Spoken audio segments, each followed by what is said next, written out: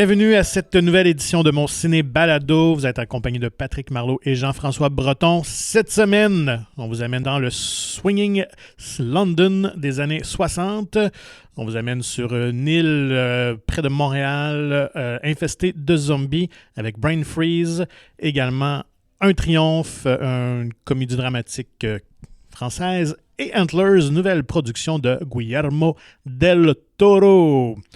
Alors, bonne semaine, Jeff. Bonne semaine, Pat. Alors, quand même une bonne semaine remplie de nouvelles, d'intéressantes et d'autres un peu plus tragiques. Mais on va commencer par la bonne nouvelle. Évidemment, la semaine dernière, on a parlé amplement de Dune, partie 1, parce qu'il faut rappeler que Denis Villeneuve a fait le pari audacieux de séparer le roman en 2 films. Et là, on vient de confirmer la suite. Ouais, c'est la nouvelle que tous les fans et probablement Denis Villeneuve lui-même attendaient avec impatience. Finalement, c'est qu'il fallait juste que le box-office justifie la suite. Alors, c'est la compagnie de production... Legendary, qui détient Legendary, droits, c'est ouais. ça. Qui ont confirmé là, sur leurs réseaux sociaux que la partie 2 verrait le jour. Mais pas tout de suite. Faut patienter un petit peu. Ben, c'est ça. Corrige-moi si je me trompe, mais tu sais, Denis Villeneuve lui disait qu'il était prêt en 2022 à tourner. Ouais. Fait qu'avec tous les effets visuels qu'il y a dans ce film-là, comme on mentionnait, je pense, ça serait peut-être plus 2023. Là. Là, on a confirmé la date, à moins que ça change, c'était le 20 octobre 2023. OK. Donc, pareil, ouais. Pareil stratégie que le premier. Exactement. Évidemment, pas mal tout le monde qui sont encore vivants vont revenir Ouais, dans le film. Je pense pas qu'on va changer de casting en cours de route. Ouais, exact. J'imagine qu'on n'a pas annoncé le budget, mais il y a beaucoup de costumes, la recherche artistique, il y a beaucoup de choses qui sont déjà faites. Aussi, ben, Ouais. lui, sa deuxième partie du scénario était déjà écrite, là, c'est pour ça qu'il était prêt à tourner. Fait que le coût devrait être un peu moindre normalement, à moins qu'ils mettent autant et qu'il y ait encore plus de liberté d'effets visuels et autres. Ça sera à voir. Donc, pour les fans, c'est sûr que mettez ces dates-là à votre calendrier parce que jusqu'à présent, le film reçoit vraiment un accueil très chaleureux. Puis ceux qui hésitaient en disant « ben là, je me tente pas d'aller le voir si ça ne sera pas fini ouais. ben ça va être complet. Alors là, profitez du grand écran pour ce film événement. Il n'y a plus d'excuses. Un choix de casting surprenant dans l'univers Marvel qui est sorti cette semaine.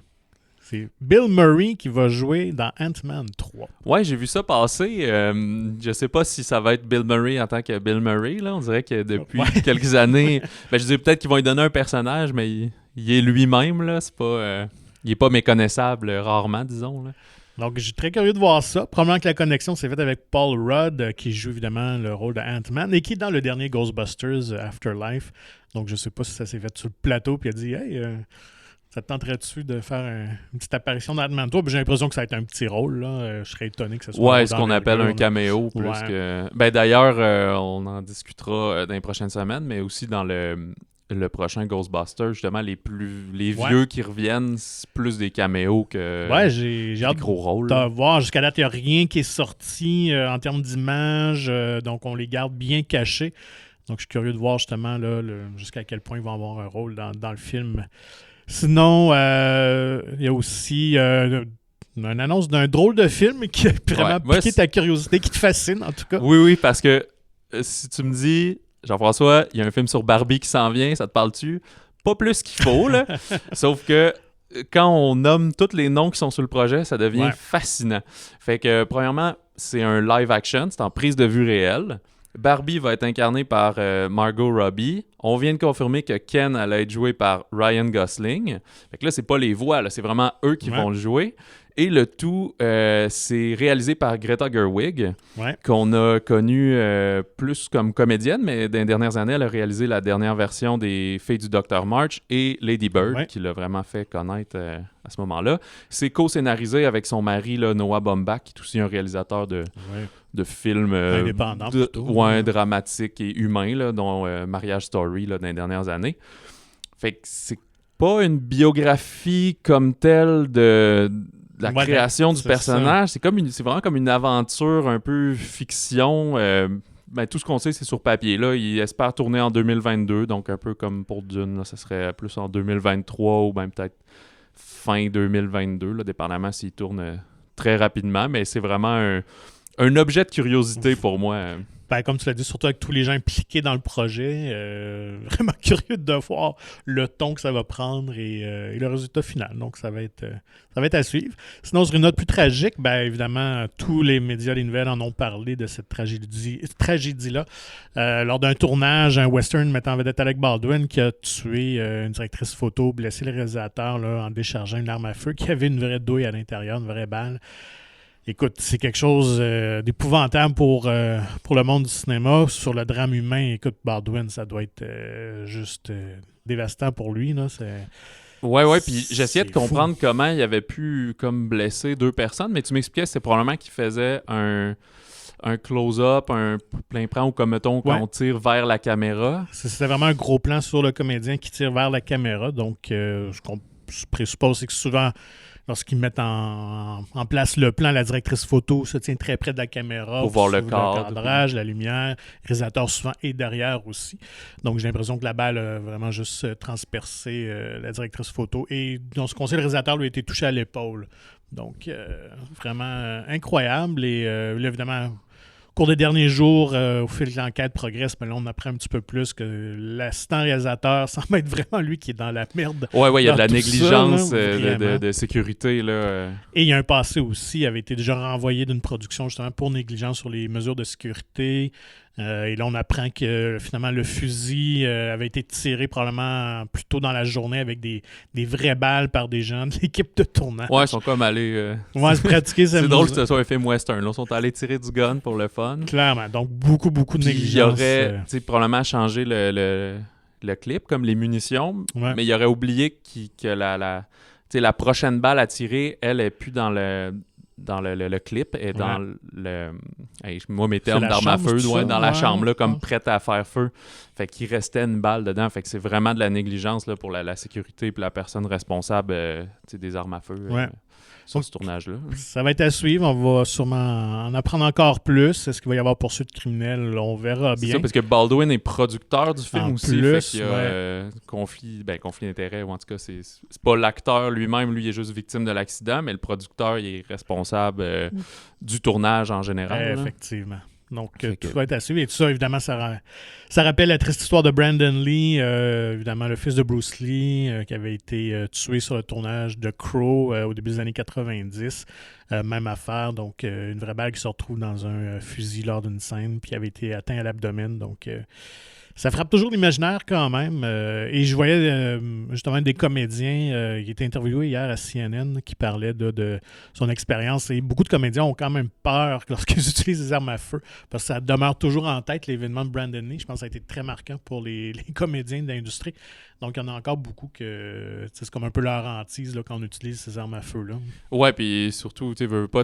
T'es un comédien dans le sens que t'incarnes quelqu'un qui sait ce qu'il fait, qui tire souvent du gun, mais ça veut pas dire que toi, dans ta vie, t'es à l'aise avec ça. C'est clair, tout à fait. Hein. Il y en a plus que d'autres, là. Voir si, ou c'est peut-être pour ça aussi qu'ils sont allés tirer du pistolet dans la journée. C'est peut-être pour dire, habituez-vous et tout, mais on est plus loin de ça, moi, personnellement, fait que je trouve ça bizarre. D'ailleurs, The Crow, dans les années 90, il avait poursuivi le tournage, il avait remplacé Brandon Lee. Ils avaient tourné pratiquement la majorité des scènes, donc ils ont réussi au montage là, à trafiquer quelque chose, puis avec une doublure là, qui...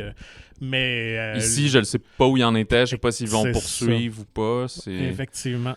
C'est là, on est juste dans le côté financier, c'est que tu as mis de l'argent sur un film, tu as des investisseurs, des producteurs, est-ce que tu tires la plug comme on dit, ou tu t'attends un petit peu puis faut le finir rendu là, je sais pas. C'est une grande décision. Évidemment, j'imagine que le film va être en hommage à ceux décédés, blessés, aux familles. Tout à fait. Fait que à suivre. Ouais, vraiment une situation très, très inusitée et tragique. Sinon, en termes de bande-annonce, on a été gâtés cette semaine avec le nouveau Pixar Lightyear qui prendra l'affiche l'été prochain. Mais c'est un projet qui est quand même assez audacieux, original, disons ça comme ça. Oui, j'en avais entendu parler il y a quelques mois, mais là, c'est les premières images. C'est une pré-bande-annonce, là, fait que c'est à peu près 1 minute 30.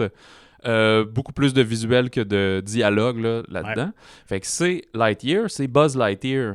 Mais c'est pas le jouet de Toy Story, ça serait sur l'astronaute duquel découle le jouet. Ouais. Fait que c'est vraiment un spin-off c'est dans l'univers Toy Story, mais c'est pas des jouets qui sont mis en scène et plus des humains, finalement. Là. Tout ce qu'on sait, c'est que Chris Evans va faire la voix de Buzz Lightyear. Fait que ce n'est pas...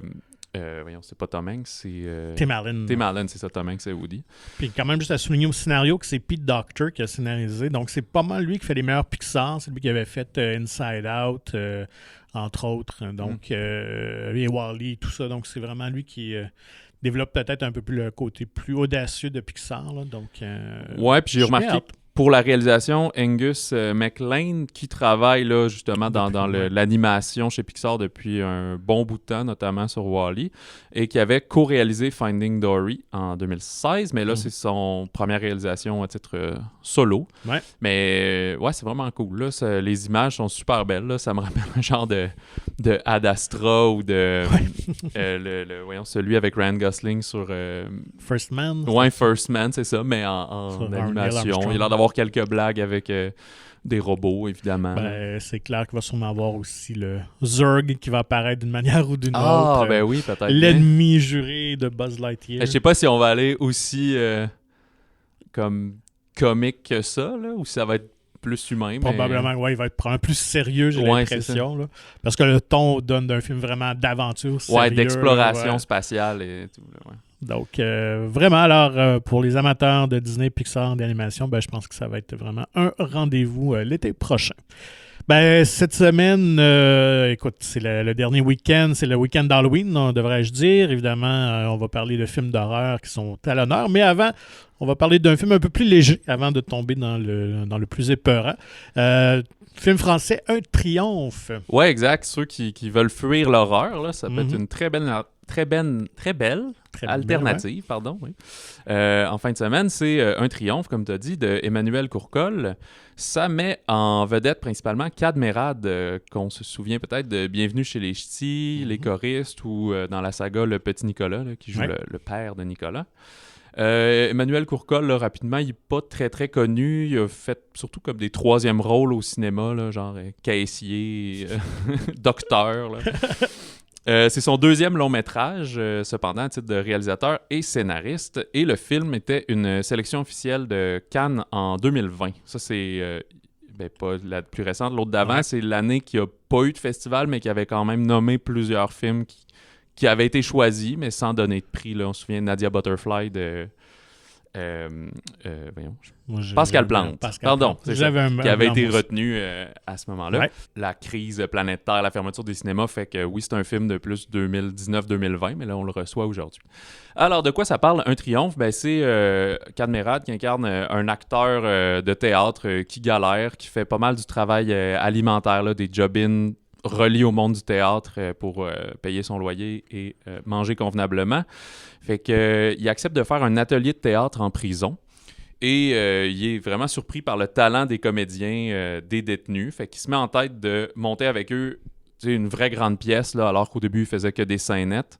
Dans un vrai théâtre. Il veut monter En attendant Godot de Samuel Beckett. Mm-hmm. Alors, tout au long des 2 heures, c'est vraiment une aventure humaine, là, un feel-good movie, comme on dit là-dessus, mais c'est inspiré d'une histoire vraie de Jan Jonsson. En fait, c'est en Suède, dans les années 80. Là, on a romancé un peu le récit, mais là, c'est vraiment une prise contemporaine là, qui se passe aujourd'hui en France. C'est très bien. C'est vraiment une réflexion comme pertinente, là, assez classique dans sa formule, là, qui peut rappeler les Intouchables, ou ce genre de film de choc de culture puis de mœurs, mais on tombe pas dans les clichés là, des classes sociales puis des prisonniers. C'est vraiment autour de est-ce que l'art peut donner une certaine rédemption, une certaine ouverture là-dessus. On nomme pas vraiment les crimes qu'eux y auraient fait. On prend ça plus pour qui ils sont, ces individus-là, tous très colorés, qui sont aussi des acteurs très peu connus. Fait que c'est quand même bien plutôt que de reconnaître des visages. Fait qu'on se laisse prendre au jeu assez facilement. Puis ce que j'ai noté aussi, c'est qui peut casser le scénario, c'est que le spectacle qui décide de monter, c'est pas la finalité du film. Là. Le récit termine pas avec... c'était un peu d'entrée de jeu ce que je pensais. Là, ça va finir avec le spectacle puis tout le monde applaudit. Parce que non, ça arrive à peu près aux 2 tiers. Là, il y a d'autres événements qui se poursuivent par la suite. Fait que c'est plus intéressant à ce moment-là. Excellent. Alors, pour ceux qui cherchent justement quelque chose d'un peu plus léger en fin de semaine et que vous aimez ce style-là, on vous conseille Un Triomphe. Dans un tout autre registre, film québécois de genre, il y en a très peu, donc il faut le souligner. Ouais. De zombies en plus, je pense, de mémoire, c'est peut-être un deuxième ou troisième film. Je me rappelle des Affamés, entre autres, de Robin Aubert, qui était sorti il y a quelques années à pareille date aussi pour l'Halloween. Donc, S'il y a un ton, ça me permet, beaucoup plus comique, là, par contre, que Les Affamés. On est plus dans le style, je dirais, Shaun of the Dead, un peu, là, un deuxième degré, peut-être pas aussi parodie, là, mais quand même un deuxième degré. Du réalisateur, là, pardonnez-moi la prononciation de son nom de famille. Je pense que c'est soit Julien Nafo ou Knafo, en tout cas, c'est Knafo. On n'a pas réussi à avoir cette information-là. Mais quand j'ai entendu, c'était Knafo, mais j'ai pas entendu lui dire son nom. Fait que des fois, c'est comme les joueurs de hockey, hein, on interprète comment le prononcer. Là. Alors, qu'est-ce que raconte Brain Freeze, mon cher Brain Freeze, on est sur l'île des Pans, qui est une île fictive en banlieue de Montréal. Ouais, qui fait penser à l'île des Sœurs. Ouais, c'est ça. Très, très banlieusard, très cossu, exact. Puis, on décide, là, le terrain de golf sur l'île, ils veulent pouvoir profiter du terrain à l'année. Fait qu'ils répandent comme une espèce de produit de pesticide spécial qui permet au gazon j'imagine, de faire fondre la neige puis de rester beau et vert et jouable. Sauf que là, ce produit-là rentre dans les canalisations d'aqueduc et ça infecte toute la ville qui devient zombie. Ouais. Alors, on va suivre deux protagonistes principaux, un jeune homme de 15 ans avec sa petite sœur, un ado, interprété par Yanni Bédard, qui est méconnu. Oui, effectivement, qui a eu des petits rôles ici et là, mais pas une grande tête d'affiche encore. Qui est vraiment le sosie de Fred Savage, je dois avouer. Alors, pour les plus vieux comme moi, j'ai pas le référent. Le comédien de Wonder Years, mais on avait vu aussi dans Austin Powers. Donc, écoute, c'est fou, tu iras googler ça. Parfait. Il ressemble, c'est incroyable. Puis l'autre protagoniste, c'est le ténébreux Roy Dupuis, qui lui est il joue le rôle comme d'un gardien de l'île. Fait qu'il se promène en voiture, s'assurer que la sécurité est. C'est comme une communauté fermée qu'on retrouve en Floride beaucoup, là, dans le sud des États-Unis, dans les communautés riches, justement. Là, c'est ça. Puis en plus, comme ils ont leur propre pont, ils ont un seul accès. Fait qu'il y a des gardiens, des guérites, comme on dit, pour accéder. Fait que lui, il est plus. Survivaliste. Ouais, un peu survivaliste, pas très techno. Il a son vieux cellulaire flip phone, le genre de Nokia indestructible, des choses comme ça. Fait qu'ils se retrouvent comme ensemble un peu, malgré eux, à essayer de comprendre la cause puis de survivre, puisque le gouvernement instaure une quarantaine sur l'île à ce moment-là. Puis en plus, lui, il cherche à comprendre la source de tout ça parce que sa fille est infectée, donc jouée par Marianne Fortier aussi. Alors, évidemment, il va essayer de la guérir, de la sauver de sa condition. À noter aussi que Stéphane Crête, le fameux Brad dans Une galaxie près de chez vous, qui joue un scientifique à la base de ce pesticide-là. Évidemment, il joue un peu toujours ce même genre de rôle-là. Il le joue très, très bien quand il le fait.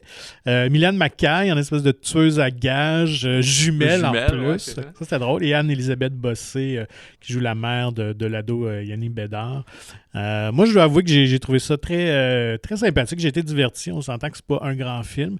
Ça a été présenté l'été dernier dans le cadre aussi de Fantasia. Donc, déjà, ça montre un peu que c'est un film qui se prend pas au sérieux. Là, on est un peu dans la trempe de Turbo Kid ou Slacks aussi, tout ça. Donc, avec peut-être un peu plus de moyens, par contre, il faut le souligner. Ouais, beaucoup d'effets d'écran vert, de 3D. Pas toujours réussi. Ouais, c'est ça. Certains sont nickel. Les practical effects, là, quand il y a du jus vert, beaucoup de jus vert, de liquide, ça, c'est quand même bien fait. J'aime bien ça. Des démembrements honnêtes. Ouais, puis les maquillages et tout ça, là, les trucages de plaies et tout ça. Donc, oui, effectivement. Le côté comédie d'horreur fait aussi qu'il n'y a pas vraiment de moments anxiogènes puis spooky puis qu'on est stressé, mais il y a un peu de dégueulasserie puis de gore, de mort-vivant. Moi, ce que j'ai beaucoup apprécié dans le scénario, c'est le traitement de l'ado que j'ai trouvé vraiment crédible là, pour en avoir à la maison, un qui est sorti puis une qui est dedans.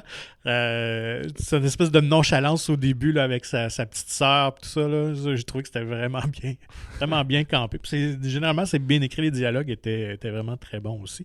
Puis Roy Dupuis vraiment efficace dans ce type de rôle-là. Ce qui est le fun, c'est que Roy Dupuis, quand même, de plusieurs années, encourage, je dirais, le cinéma de la relève, le cinéma indépendant. Donc, il agit même comme coproducteur au film. Donc, il se sent vraiment impliqué, parce qu'évidemment aussi, il y a un petit message environnementaliste qui a dû lui plaire. C'est ça, ouais. Puis il y a quelques petites pointes de critique sociale. Ouais. Et dans les comédiens un peu plus connus qui font des caméos, moi, j'ai trouvé très sympathique Simon-Olivier Fecteau, qui est comme en animateur de radio poubelle, là, plus de droite, intransigeant, qui engueule ceux qui l'appellent là, pour les remettre à sa place. Je trouve ça drôle parce que Simon Olivier a quand même... C'est quelqu'un qui n'a pas la langue dans sa poche, puis a quand même fait quelques bévues là, historiquement sur les médias sociaux et tout. Fait que je trouvais ça drôle qu'il accepte de se prendre au jeu. Puis il y a Marilyn Jonca là, du duo Les Grandes Crues qui est comme la réalisatrice à la mise en onde. Là. C'est quand même qui cool. Qui est en pamoison devant son son animateur vedette et tout. Là. Donc Brain Freeze, si vous voulez un film d'horreur plus léger, passer du bon temps, c'est parfait pour ça, honnêtement. Cassez-vous pas la tête. Ensuite, dans un autre registre plus sérieux, c'est Last Night in Soho, le nouveau film d'Edgar Wright, qui nous habituait plus à des comédies. Il a déjà trempé un peu dans l'horreur, mais avec un deuxième degré. Même son film d'action aussi est un peu plus léger, Baby Driver, donc réalisateur de Shaun of the Dead, Scott Pilgrim. Mais là, tombe vraiment dans un film beaucoup plus sérieux aux allures Hitchcockien avec Last Night in Soho. Ouais, ici, on a... c'est une étudiante en design de mode qui est fascinée par les années 60. Puis, elle arrive pour étudier, elle s'installe dans le quartier de Soho à Londres, puis elle se met à avoir des visions de l'ancienne occupante de la chambre qu'elle loue. Fait que la nuit, elle se transporte justement comme dans les années 60 sous les traits de cette flamboyante Sandy, une populaire chanteuse de cabaret. Puis peu à peu, le rêve et la réalité commencent à se confondre dans la tête d'Héloïse, notre protagoniste. Elle va se rendre compte finalement que la vie rêvée de Sandy n'est pas si trippante que ça. Et là, il va y avoir des événements, un événement tragique dont on va essayer d'élucider dans le présent un peu là, ce qui s'est passé. Donc évidemment, Edgar Wright, c'est quelqu'un qui mise beaucoup sur le style, sur le visuel, sur les couleurs. Donc à ce niveau-là, au niveau artistique, on est très très bien servi. Il y a ça. Puis si on ajoute artistique, Edgar Wright est aussi reconnu pour ses trames musicales, surtout avec Baby Driver. Fait que dans ce film, il y a quand même beaucoup de ce qu'on appelle c'est du needle drop, là, qu'on imagine comme un mic drop, mais d'une table tournante, fait que l'aiguille qui sert à jouer. Fait que du needle drop, c'est quand on balance là, plein de grosses tunes populaires de ce temps-là. C'est sûr qu'il le faisait dans Baby Driver, mais encore là, ça colle beaucoup à l'image dans sa réalisation. Il y a quelque chose d'assez soigné dans ses caméras qui est très... je dirais aérien, comme une vague. Là. L'image bouge beaucoup, gauche-droite, ça se promène, on suit des personnages qui avancent, des genres de mini-plans séquences, fait qu'il est quand même très habile. C'est un bon technicien de caméra. À noter quand même un bon casting. Thomasine McKenzie qui joue le rôle d'Ellie, l'étudiante en design, en mode, qu'on avait vu dans Jojo Rabbit, très bon film. Un que j'avais pas vu où elle avait le rôle principal, Leave No Trace. Je sais pas si j'ai pas eu l'occasion de le voir, mais c'était vraiment d'un petit film indépendant américain, là, c'est peut-être 2015 à peu près, là, qui avait fait beaucoup jaser, des belles surprises qui étaient avec Ben Foster aussi. Hein. Et Anya Taylor-Joy qui joue le rôle de Sandy. Donc Anya Taylor-Joy qui évidemment ne se présente plus avec son grand succès de l'an dernier du confinement Queen's Gambit. Donc elle est un succès retentissant qu'on avait pu voir aussi à l'époque dans 2 films de Night Shyamalan, Split et Glass. Et The Witch aussi. Oui. Fait qu'elle a fait un peu d'horreur déjà. Tout à fait. Et que je dois avouer que j'ai écouté récemment The Witch que je n'avais pas vu encore. Et c'est assez spécial comme film. Ouais. Mais et d'ailleurs, c'est grâce à ce film-là qu'elle a connu Edgar Wright. C'est lors d'un festival. Je me rappelle plus quel festival que le film avait été présenté, mais donc c'est pensé 2015. Et évidemment, elle avait vraiment aimé le jeu d'Anya Taylor-Joy, donc ils se sont rencontrés peu après. Et il lui avait déjà parlé de ce film-là à cette époque-là. Sur lequel il travaillait. Donc, Anya Taylor-Joy qui a tous les talents, parce qu'en plus de devenir championne d'échecs pour son rôle dans Queen's Gambit, Smith. Je blague. C'est elle aussi qui chante dans le film parce qu'on l'entend dans la bande-annonce, évidemment, reprendre le succès de Petula Clark Downtown. Ouais, une version plus creepy, lente un peu. Là, oui, comme... tout à fait, dans un autre tempo. Mais c'est vraiment elle qui la chante et d'ailleurs, elle a interprété apparemment plusieurs versions de cette chanson-là pour trouver la bonne à utiliser finalement dans le film. Il y a aussi Matt Smith, plus connu pour être un des Doctor Who, qu'on a pu voir aussi dans The Crown, et deux acteurs un peu de la vieille époque des années 60 britanniques. C'est Terence Stamp, qui jouait évidemment le général Zod dans les vieux Superman, et Diana Rigg, qui jouait Emma Peel dans The Avengers, qui elle est décédée peu de temps après le tournage, donc c'est sa dernière apparition, dernière performance. Le film lui est d'ailleurs rendu hommage, qu'on avait pu voir dans un James Bond aussi, On Her Majesty's Secret Service. Donc c'était la Madame Bond, c'est elle qui se marie avec James Bond. Ah, bon. Voilà, pour la petite histoire. Également un autre film d'horreur qui prend l'affiche, qui pique à ma curiosité, entre autres parce que c'est produit par Guillermo del Toro et aussi David S. Goyer, qui est scénariste de la trilogie Batman de Christopher Nolan. Oui. Donc quand même un duo assez intéressant. Et le réalisateur est Scott Cooper, qui a fait quand même deux films moi, que j'avais bien aimé. Crazy Heart avec Jeff Bridges sur un musicien, et Hostiles, un western avec Christian Bale et Rosamund Pike. Ouais, j'ai vu Hostiles, j'ai vraiment aimé ça. Puis entre les deux, il a fait Black Mass aussi, là, film de mafia avec Johnny Depp. Que j'ai pas. OK, ça c'était bien, mais c'était plus biopic, là, un peu plus classique. Mais ouais, c'est comme un réalisateur un peu méconnu, mais qui sort des petits trésors aux 2-3 ans. Puis comme ça. Qui change vraiment de genre, qui se renouvelle constamment. Donc là, il tombe dans le film de créature, évidemment, quand on parle de Guillermo del Toro, on tombe souvent dans le style conte, fable, légende avec créature en vue. Et là, on parle du Wendigo cette fois-ci. Oui, exactement, avec Antlers. Cependant, le point négatif, le film, il n'y a pas de version française, il est juste en version anglaise, c'est que ça se peut qu'il ne soit pas dans le cinéma près de chez vous, malheureusement.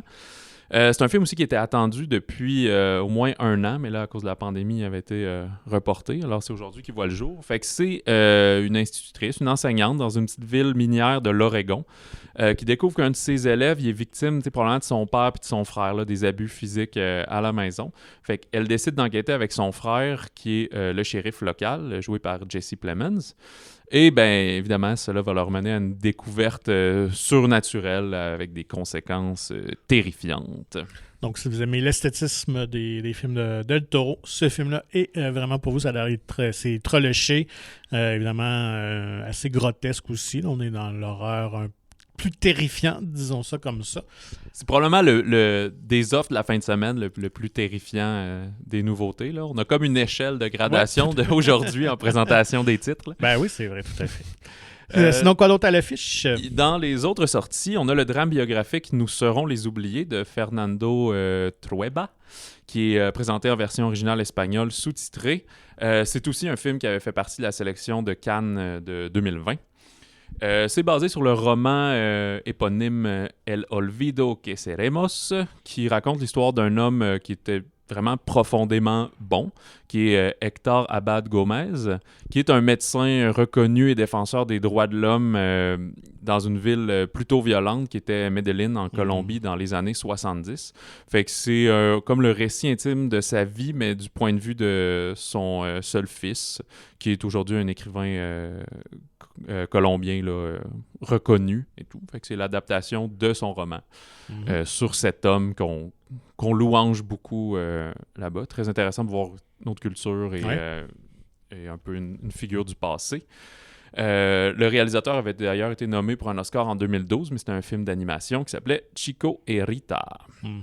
Et finalement, certains cinémas peut-être vont voir le documentaire animé Archipel de Félix Dufour-Lapeyrière, qui est une incursion sur les îles du fleuve Saint-Laurent à la rencontre de l'imaginaire d'un pays réel ou rêvé, ou quelque chose entre les deux. Et on note qu'il y a Joséphine Bacon, la poétesse autochtone, qui narre le film, qui avait clos le Festival du Nouveau Cinéma, le FNC, et qui avait aussi reçu une mention du jury au festival, le plus grand festival de films d'animation, Annecy. Ah, quand même! Fait que, sans tambour ni trompette, c'est sûr qu'il n'y avait pas de sortie aussi majeure que Dune, mais si vous êtes à l'affût des nouveautés et des films d'horreur, c'est ce qui vous attend en fin de semaine au cinéma. Et la semaine prochaine, on attaque enfin French Dispatch de Wes Anderson qui va ouvrir plus largement à l'échelle de la province. Toi, Patrick, es-tu fan ou pas de la symétrie de cet iconique réalisateur? Écoute, je dois avouer que j'adore certains de ses films et d'autres me laissent indifférent. Donc, tout dépendant un peu de son sujet, je pense, mais c'est indéniable que je lui reconnais un talent d'un réalisateur, de cinéaste. Ça, c'est certain. On pourrait qualifier vraiment peut-être d'un des cinéastes américains les plus originaux des 25 dernières années, là, assurément. Oui, c'est vraiment défini univers, un style, c'est ça, un univers propre à lui. Puis aussi, un des faits, c'est qu'il y a toujours une grande rasade de comédiens dans ses films, puis les mêmes reviennent, puis je pense qu'il y a des vraies amitiés, des amitiés sincères dans tout ça.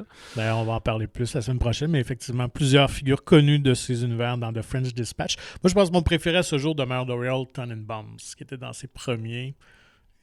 J'ai moins vu ses premiers. Il faudrait que j'y redonne. Moi, je suis de l'école Fantastique Maître Renard, qui était en cinéma d'animation. Ouais. Et Isle of Dogs aussi, j'imagine. Oui, mais j'ai un petit quelque chose pour Maître Renard encore plus. Quand il sifflote, là. J'aime bien ça. Alors, on s'en reparle la semaine prochaine. Et si vous voulez nous contacter, écrivez-nous au balado au singulier @monciné.ca. Et nous vous invitons à vous procurer gratuitement le magazine Mon Ciné, le nouvel exemplaire avec Céline Bonnier en couverture pour son rôle dans L'Arracheuse de temps. Et maintenant disponible en version numérique et physique dans plusieurs des cinémas de la province. Visitez le monciné.ca pour plus d'informations. Merci Patrick et bon festival halloweenesque. Ben merci, certainement j'en profite pour écouter quelques films d'horreur d'ici le 31, c'est dimanche. Sinon, bonne semaine à tout le monde, puis la semaine prochaine, gros week-end, French Dispatch et aussi The Eternals de Marvel. Donc du gros stock. Merci, bon cinéma à tous.